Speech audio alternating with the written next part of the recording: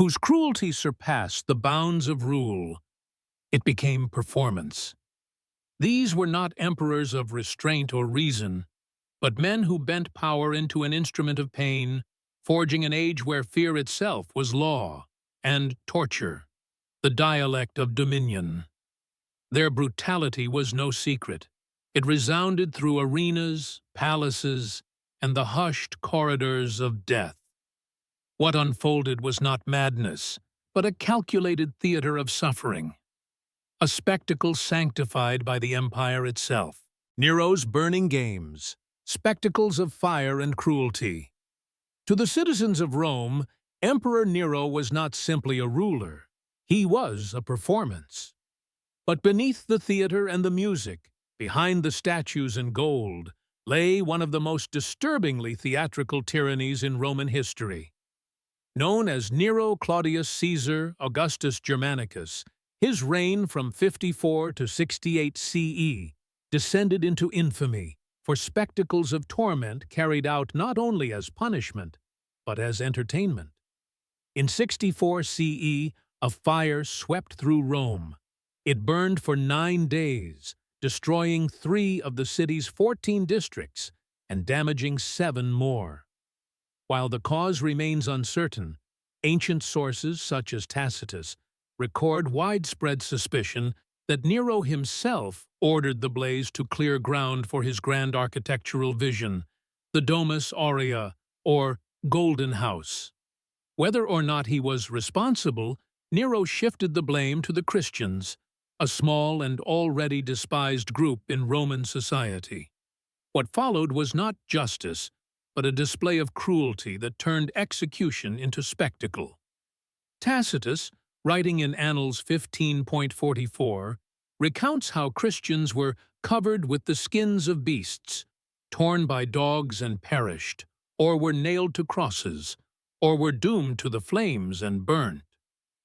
One of Nero's most grotesque inventions was to coat his victims in pitch and set them ablaze.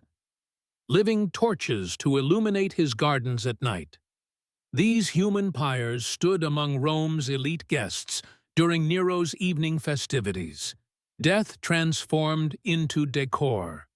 The emperor's obsession with fire and pain was not confined to Christians. He forced senators and nobles to take their own lives, often after long and deliberate psychological torment. His own mother, Agrippina the Younger, the woman who had secured his throne, was eventually executed on his command, after failed attempts to kill her by collapsing her ceiling, and later by sinking her boat. Nero's cruelty operated on a scale that erased the boundary between spectacle and state. His executions were not hidden behind palace walls, but displayed under the open sky, wrapped in laughter, music, and flame. Torture became not only a means of control, it became part of the imperial identity, and in that identity, Rome bore witness to a reign where fire consumed not only wood and stone, but dignity, mercy, and the very soul of governance.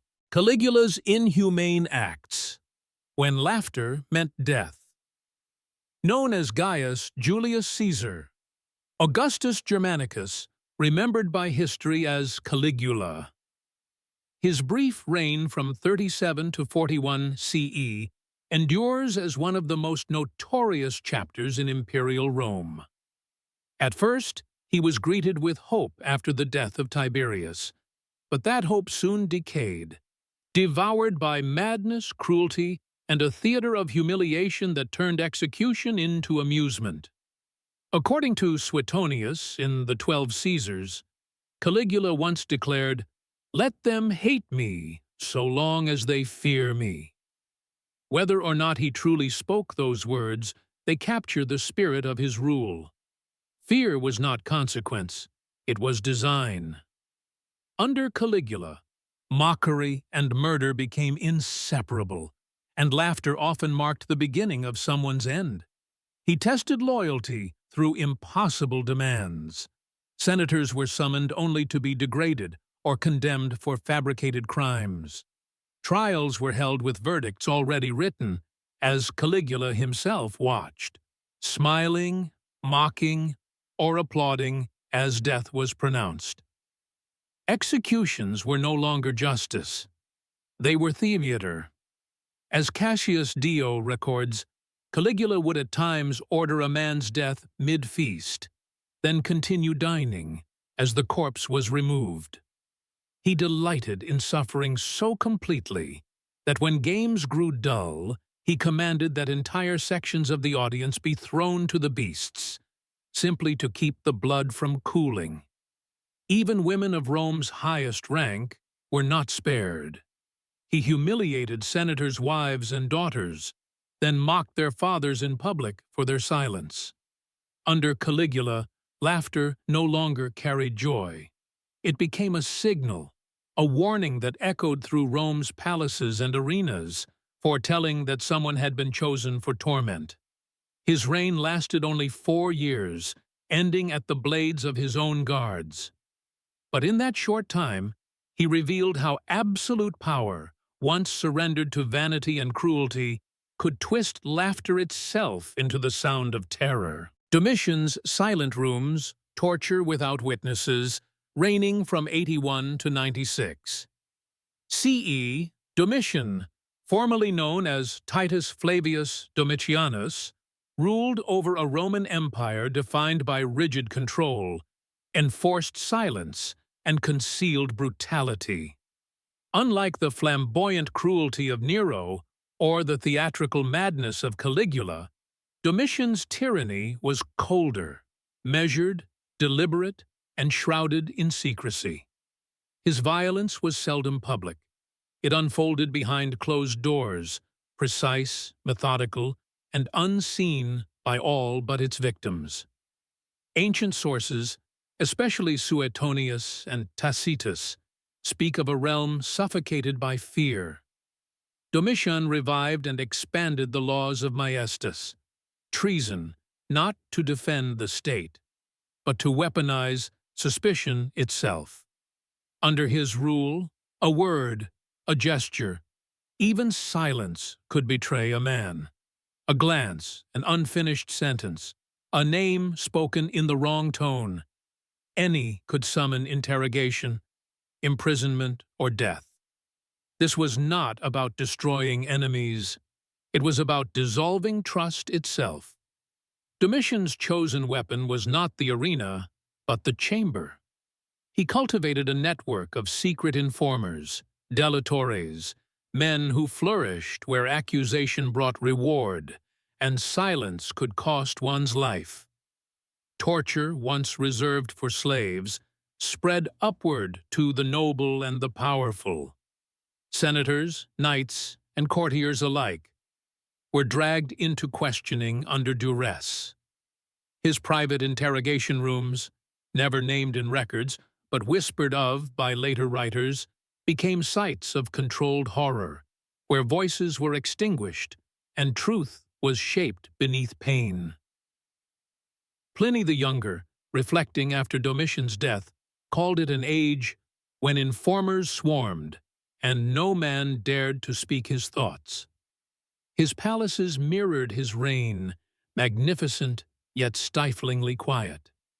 Executions came without announcement, victims simply vanished, their wealth seized, their names erased. Public trials faded from use.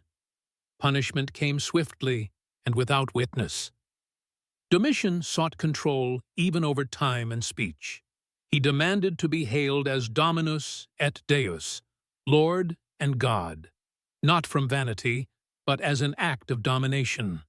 The Senate, once the voice of the Republic, had become ceremonial, its members surviving only by imperial tolerance.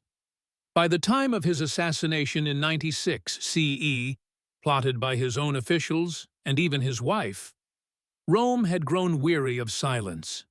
The Senate decreed damnatio memoriae, erasing his name, shattering his statues, defacing his image. Yet the shadow of his rule endured. Domitian did not parade his cruelty beneath the sun. He buried it within marble walls and locked chambers.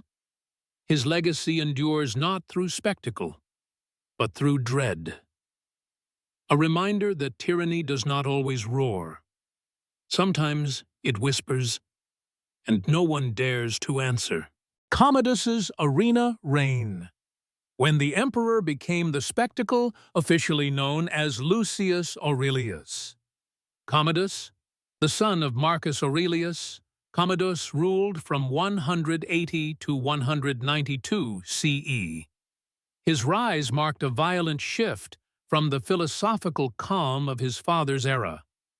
Commodus did not inherit Marcus's wisdom. He rejected it. Where his father sought virtue, Commodus sought worship. The empire was no longer governed, it was performed. Cruelty, once hidden in palace corridors, now stepped into the light of the Colosseum. Under Commodus, the emperor was not a distant god, but a gladiator in the sand. He dressed for the arena, not the Senate, and his power gleamed not from the throne, but from the edge of a sword. Ancient chroniclers like Cassius Dio recount how Commodus claimed to have slain hundreds in combat, though his opponents were maimed, unarmed, or ordered to fall. Still, each orchestrated death fed his hunger for domination. His violence was not strategic, it was theatrical.